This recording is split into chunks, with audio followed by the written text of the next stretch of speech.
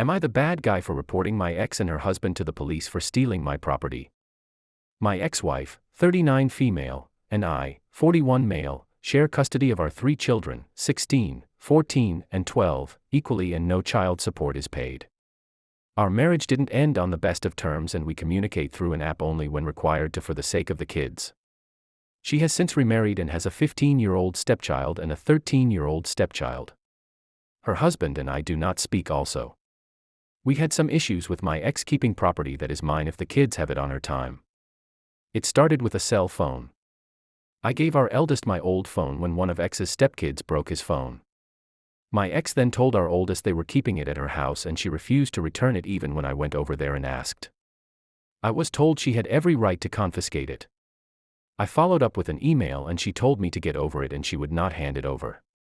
The next time our daughter, 14, brought some of my tools into school with her for an assignment, but it was a custody exchange day, so she left my house but went home to her mom's.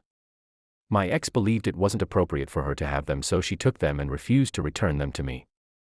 Again, I got a written exchange as proof. This last time was with our youngest. I let him use an old iPod for a class assignment on recent old tech gadgets.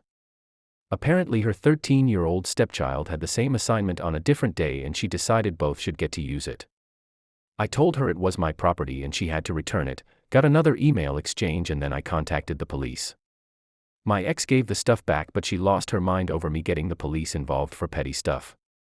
She said I could have demanded it back after her stepkid used the iPod, and I told her she wasn't giving any of it back, and what I give for my kids is not for her stepkids. She brought up how more serious trouble could have come from it, and I told her it would be deserved because you cannot steal someone else's property. She told me it was just my spiteful side emerging because none of it was a big deal or I never would have given them to my kids, which I think is the dumbest argument.